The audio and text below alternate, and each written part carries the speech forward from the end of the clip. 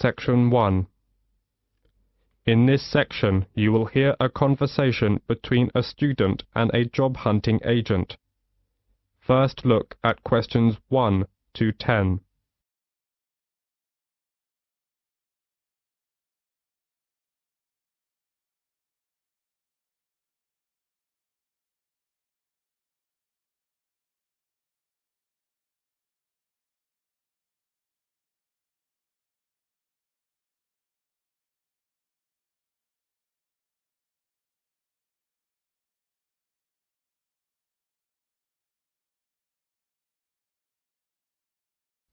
Now we shall begin. You should answer questions as you listen because you will not hear the recording a second time. Now listen carefully and answer questions 1 to 10. Section 1. Good morning. May I help you? Oh, good morning. Is this the Student Job Center? Oh, yes. I was wondering if perhaps you could tell me a bit about the job. You know, the hotel recruitment program that offers a range of work at the hotels in the area. Of course. Take a seat, please. I'll take you through some of what we have on offer. Thank you so much. Oh, wait a second and I'll get my pen. Okay. The first job is reception assistant at the Parkview Hotel. The Parkview Hotel has quite an international flavor, so you'll need to speak at least 2 foreign languages. Sure. I can speak fluent French and Spanish, so that's no problem. Good. And many guests, of course, travel by car, and you may have to take their vehicles around to the car park, so you will need to have a valid driving license, and you will not be allowed to do the job if you haven't. Okay, I got that. Right. And they also say that basic computer skills, such as word processing, would be an advantage, although this isn't a requirement. Well, I just got my computer skills certificate, so I have no worries about that. This is quite a varied job, and in fact, I should point out that at certain times of the day, it would involve heavy lifting when guest luggage arrives, or perhaps deliveries come in. Is that okay for you? Well, it's hard to say at this moment, but I'll bear that in mind when deciding whether to apply for this post. Sure. Another job is general assistant at the Lakeside Hotel. To be honest, the pay is rather low, but there are compensatory factors. For example, the hotel will provide you with all your meals while you're working, and they will also train you in all the aspects of the job and then issue you with a certificate, which, of course, could be very valuable to you in the future. Oh, that sounds great.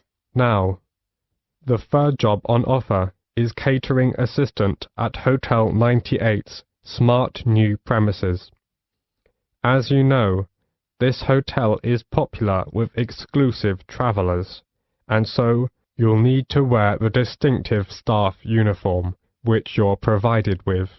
Don't consider this job unless you're fairly flexible about when you work, as the hotel will require you to work nights for this job, and you will need to travel to and from the hotel, as it is situated just outside the city. Well, I'm afraid I can't manage that because of the lectures. Okay, I get the picture.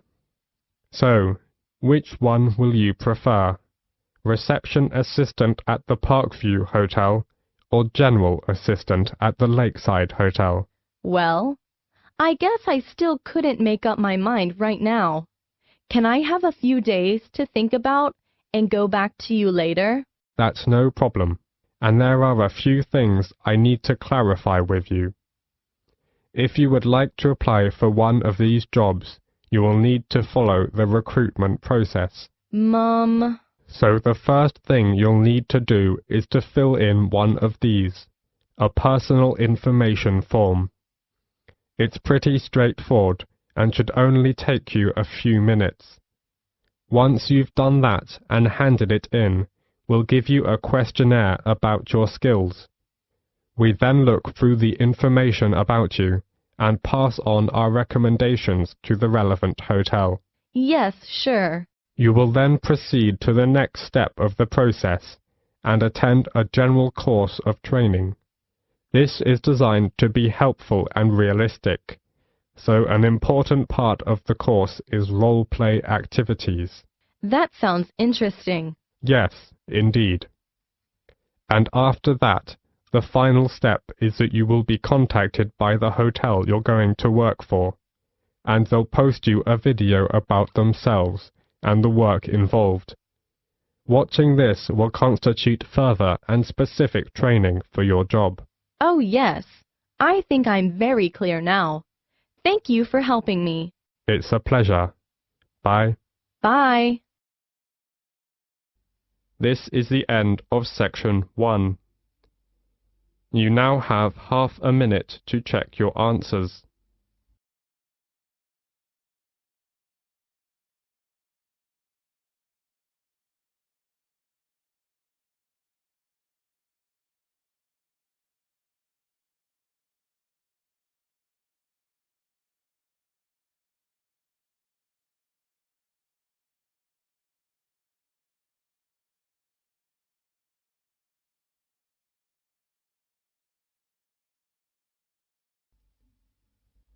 Now turn to section 2.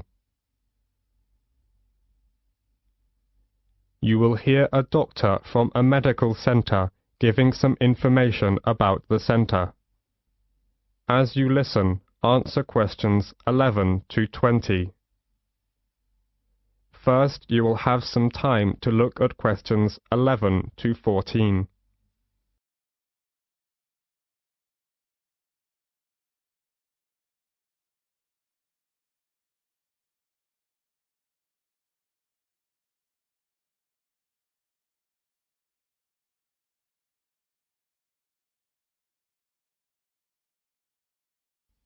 As you listen, answer questions 11 to 14. Section 2. You will hear an extract from an audio guide to the Taj Mahal. First, you have some time to look at questions 11 to 16.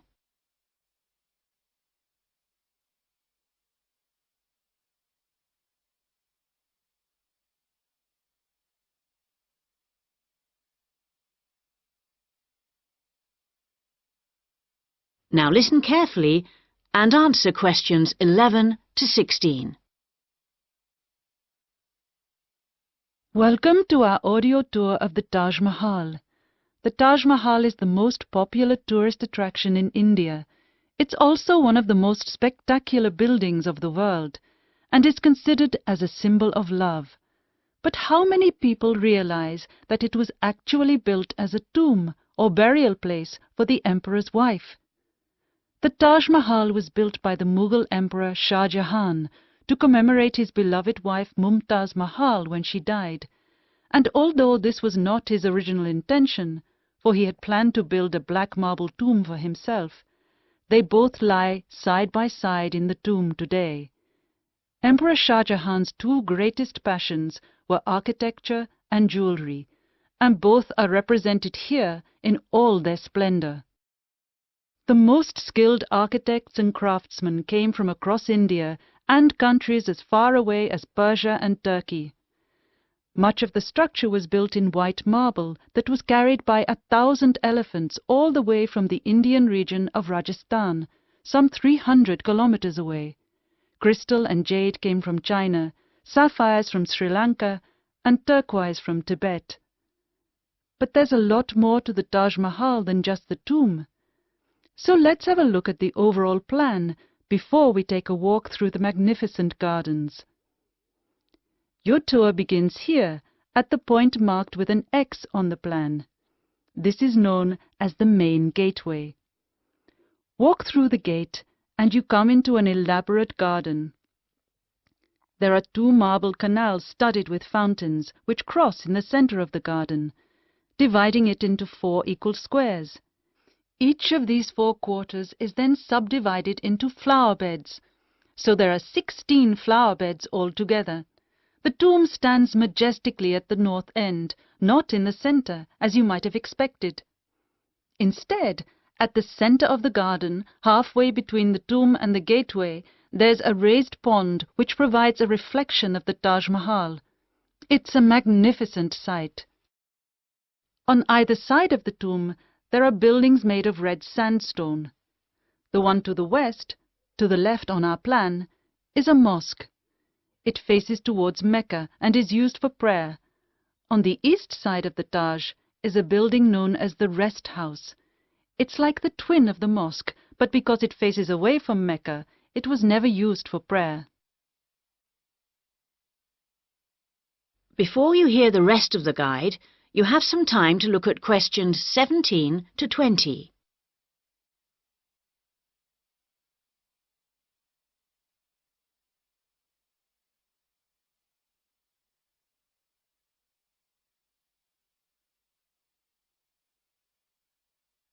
Now listen and answer questions 17 to 20.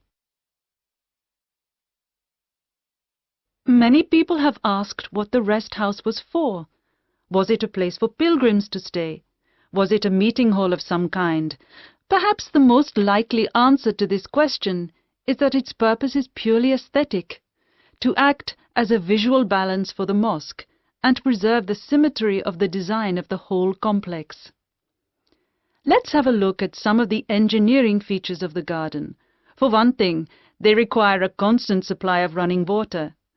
When it was built, water was drawn from the river manually, using an elaborate rope and bucket system, pulled by a team of bullocks. The water was then brought through a broad water channel and held in a number of supply tanks. These tanks were at varying heights off the ground and were ingeniously designed to store the very large amounts of water required. Using an elaborate system of underground pipes, the water was then distributed from the supply tanks to each of the fountains. To ensure that the water pressure was the same throughout the garden, there was a copper pot under each fountain connected to the water supply. It was undoubtedly a brilliant system. That is the end of section 2. You now have half a minute to check your answers.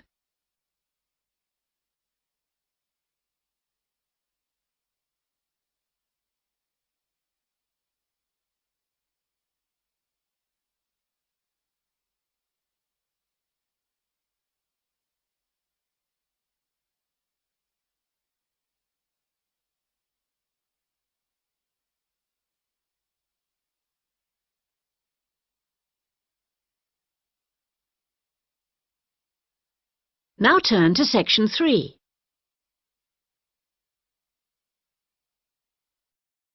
Section 3. You will hear a conversation about a student thesis.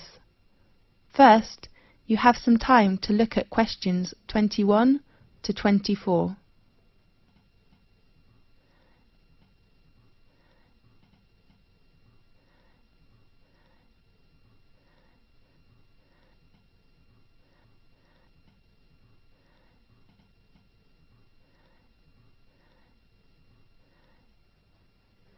Now listen carefully and answer questions 21 to 24.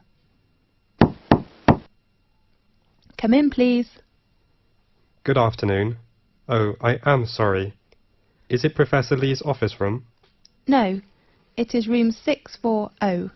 His new room number is 614 on the right of this corridor. Thanks a lot. You're welcome. Come in, please. Good afternoon, Professor Lee. Good afternoon. Come in, please. I remember our tutorial time is at 2 o'clock, right? Really? Oh, I am so sorry. I remember it is at 1:30. So I go to common room to wait for 30 minutes, okay? No, I'm free now. Let's begin. I am so sorry. That doesn't matter. So, how about your work? In fact, Professor Lee, can I get an extension of time to hand in my work? I mean, I hope to extend my thesis deadline. James, you know extension is usually given only for medical or accident reasons. So what's your problem? You have a good beginning with your draft, isn't it right? Yes, well I'm having too many reading materials to read. Too many? How many? Besides academic journals, I have about 15 books to read next month. I don't think I can finish them. Oh, darling, you do not need to read them all. What do you mean? I mean, you can choose some parts of these books which can help your work. Really? Could you give me some suggestions? Sure.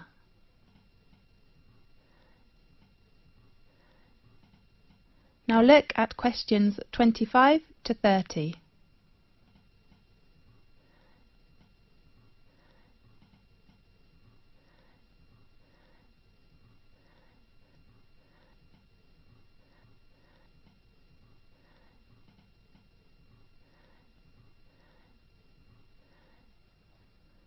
Now listen carefully and answer questions 25 to 30.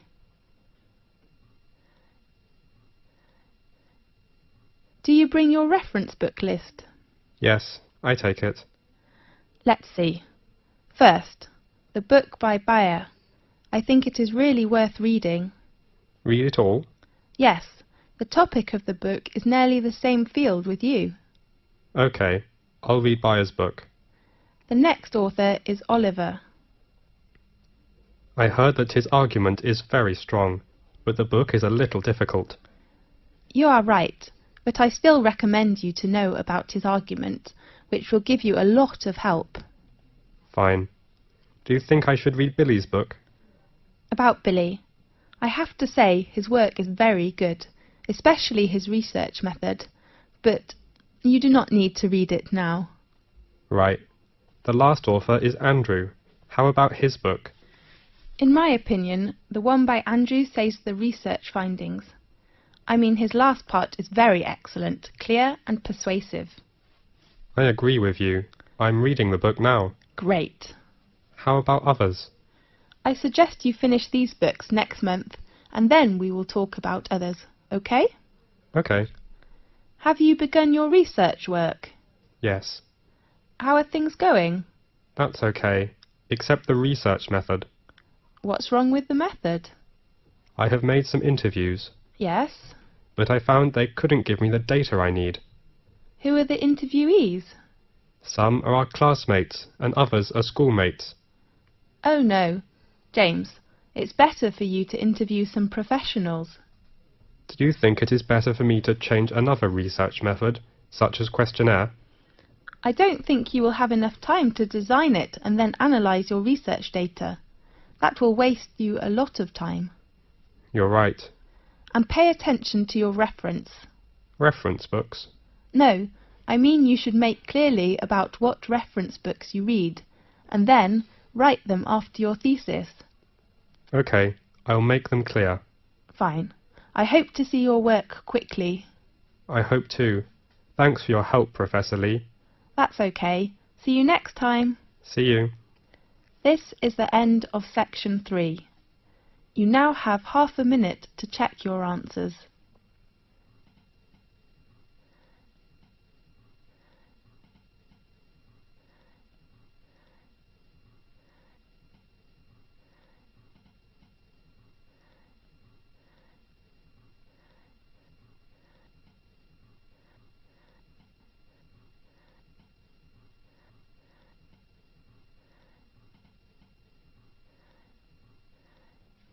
Now turn to section 4. Section 4. You will hear a lecture about Crocodylus niloticus and its living habits. First, you have some time to look at questions 31 to 40.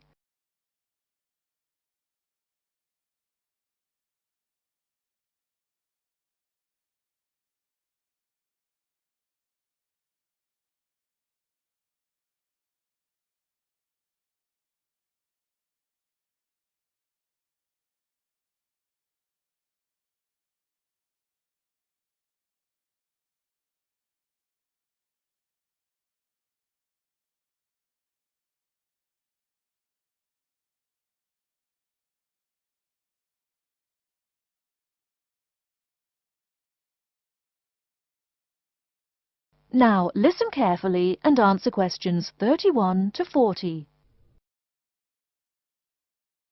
Good morning.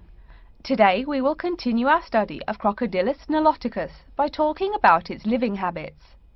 We've already discussed the evolutionary attributes that set it apart from its crocodile relatives. Does everyone remember that? Yes, it has an extremely narrow snout and 3 or 4 rows of protective scales on its back, as compared to 2 rows on other members of the Crocodylus genus. Let's take a look at how these carnivorous man-eaters live, where they live, and finally, whether they really deserve their vicious reputation. To start, I'd like to address a great question posed to me by a student during yesterday's office hours. We talked about the distribution of crocodiles in Africa and saw that they are highly concentrated in the south and west of the continent. This student noticed that on the map displaying the distribution of crocodiles across Africa, there were no crocodiles in the northern region, and found no mention in the literature of the existence of crocodiles in the north of Africa. Why might there be no crocodiles in North Africa? Let's save this question for later in the lecture. To find out more about the social habits of the African crocodile, one researcher named Tara Shine of the University of Ulster in Northern Ireland conducted a survey of the wetlands in Mauritania and received reports of 46 crocodiles living in one group, or float as we say when referring to crocodiles, though the usual number is a little less than half of that. In general, crocodiles are more highly concentrated in wet subtropical environments near bodies of water and rich vegetation. While South American crocodiles thrive in cool rainforests, the African crocodile is more equipped for heat. Though they can survive at the hot temperatures found in some deserts, they are not equipped to handle dry climates and thus cannot survive in places like the Sahara Desert of North Africa. As cold-blooded animals, crocodiles' core temperatures fluctuate from their average of 38 degrees Celsius as external conditions change. Thus, they need to avoid extreme temperatures. Others live an underwater life, keeping a body temperature close to that of the water. As their own unique method of regulating their body temperatures, some African crocodiles have made dens by digging holes in the ground to provide themselves with a cool, dark place to retreat from the hot African sun. Speaking of the hot African sun, let's go back to the question asked at the beginning of the lecture. We know that there used to be crocodiles in northern Africa, yet today there are none. What are some possible explanations for this? Some students have suggested that the African crocodile has evolved from a desert creature into a wetland creature, thus causing them to migrate south for more appropriate conditions. Others presume that the crocodile was hunted out of northern Africa by a fiercer predator. While these are intelligent guesses, the real story is a little bit different. The key to this migration is that the Sahara Desert did not always cover the north of Africa. About 8,000 years ago, the land was fertile wetlands, perfect for breeding crocodiles. Over time, though, the area dried out and the wetland slowly turned to desert, leading the African crocodile to migrate south to the marshlands they call home today. Some crocodiles did, however, adapt to living in dry conditions. In Mauritania, some crocodiles have learned to survive in an area where they can go up to 8 months with no water, by spending the driest of times in what's called a torpor, or short period of hibernation. To utilize every bit of rainfall, these desert crocodiles dig underground caves that collect runoff, thus staying cool and hydrated. During the mating period in November and December, males attract females to their viciously protected territory through a number of behaviors that range from snapping their jaws all the way to sending infrasonic pulses through the water. Afterwards, the female digs a hole up to 60 centimeters in depth to store the eggs for an 80-day incubation period. The female protects these eggs during the period, and sometimes even helps crack the eggs with her snout at the end. These teeth-gnashing carnivores are softer than we think. Although these vicious creatures have attacked humans on a few occasions, the residents are not afraid of them. In fact, they show a great deal of reverence towards these wondrous creatures. Some say that crocodiles bring water to their habitat, so if they leave, they will bring the water with them. Obviously this is not true, but it demonstrates the admiration the inhabiting people have for crocodiles. Generally, crocodiles do not predate on humans. They attack when humans populate the crocodile's habitat, instilling fear and uneasiness in the crocs. Like any other species, crocodiles are known to attack when feeling fear. There's still a lot more to be discovered about the African crocodile. Researchers want to know more about the population size, how many crocodiles inhabit Africa in all, how they form separate floats, etc. There is still also much to learn about migration patterns and relations to other populations of crocodiles now found in other parts of the world. Next time, we'll examine a few specific case studies of crocodile populations in southern Africa. That is the end of section 4. You now have half a minute to check your answers.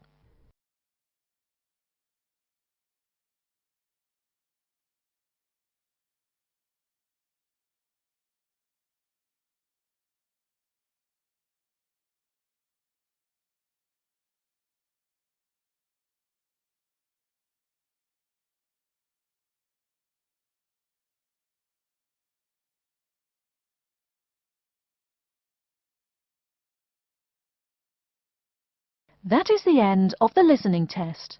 In the Ielts test, you will now have 10 minutes to transfer your answers to an answer sheet.